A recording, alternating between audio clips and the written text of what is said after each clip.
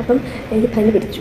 ഇപ്പം എല്ലാവർക്കും പനിയാണ്. പിന്നെ പെട്ടെന്നാണ് എന്തൊരു വൈറസാന്നൊക്കെയാണ് പറയുന്നത്. പെട്ടെന്നാണ് എല്ലാവർക്കും വരുന്നത്. സഹിക്കാൻ പറ്റാത്തത് ബോഡി പെയിൻ ആണ്. എനിക്ക് കട്ടിലിൽ നിന്ന് എണീക്കാൻ പോലും പറ്റിയില്ല. ഇന്നിപ്പോൾ ഇതായി ജോൺസർക്ക് സൗണ്ട് ഇല്ലെന്ന് പറയുന്നത്. നാളെ ജോൺസയുടെ ബർത്ത്ഡേ ആണ്. അപ്പോൾ നാളെ സൺഡേ ആണ്. അതുകൊണ്ട് ഞാൻ ഇന്ന് ജോൺസിക്ക് കൊടുക്കാൻ കുറച്ച് ഗിഫ്റ്റ് വാങ്ങിയിട്ടുണ്ട്. വലിയ കാര്യമായിട്ടൊന്നുമില്ല. എന്നാലും നേരത്തെ അറിയിച്ചതല്ല. എൻ്റെ കാര്യത്തിൽ കുറച്ച് സാധനങ്ങളൊക്കെ ഉണ്ട്. ഞാൻ ഇന്നലെ രാത്രി ഇരുന്ന് വെച്ച് പണിയാണ്. അപ്പോൾ കൊണ്ടുവന്നിട്ടുണ്ട്. ഞാൻ വന്ന് കഴിയുമ്പോൾ വേണം കൊടുക്കാനായിട്ട്. അല്ലെങ്കിൽ നമുക്ക് പുതിയൊരു അതിഥിയുണ്ട്. നോമ്പിൻ്റെ സമയത്ത് തന്നെ ചിരിച്ചോണ്ട് വന്നാൽ സമയത്ത് തന്നെ ഞങ്ങൾക്ക് ചിക്കൻ റൈസ് ഞാൻ നോയമ്പായതുകൊണ്ട് ജോൺസി നോയമ്പ് പൊട്ടിക്ക് മുട്ട റൈസ് ഉണ്ടായിക്കൊണ്ട് വന്നു വെച്ച്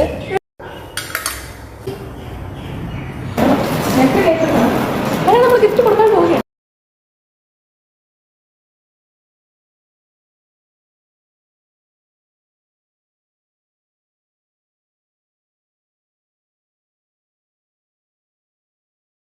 ഇത് ഇതുവരെ ആരെങ്കിലും കൊടുത്തിട്ടുണ്ടോ എന്ന് അറിയത്തില്ല ഈ ഗിഫ്റ്റ്. എനിക്കിങ്ങനെ പെട്ടെന്ന് വന്നപ്പോൾ ഞാൻ ചെയ്യാം. നോട്ടിന് പറഞ്ഞാൽ ജോൺസിന് ചോക്ലേറ്റ് മാറും. ലോക്കറ്റ് കഴിഞ്ഞിടും. അത് ഇന്ന് തൊട്ട് ജോൺസി മാറിയിട്ടാണ് നടക്കുന്നത്. ഇതിനകത്ത് ജോൺസിക്ക് ഏറ്റവും വേണ്ടപ്പെട്ട കുറച്ച് സാധനം ഇത് പൊക്കിക്കണം. ഇത് ജോൺസിക്ക് ഏറ്റവും അത്യാവശ്യമായിട്ടുള്ളൊരു സാധനമാണ്. ഇത് ജോൺസിക്ക് എപ്പോഴും വേണം. ജോൺസിൻ്റെ കൂടെ വേണം.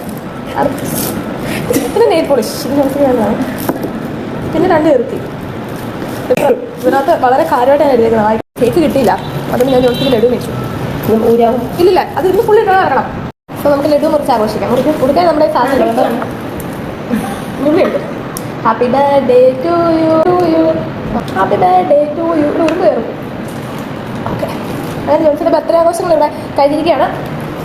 എന്താണ് ജോൺസി നിമിഷത്തിൽ പറയാനുള്ളത്? ഓ മൈ ഗോഡ്, സൗണ്ട് ഇല്ല.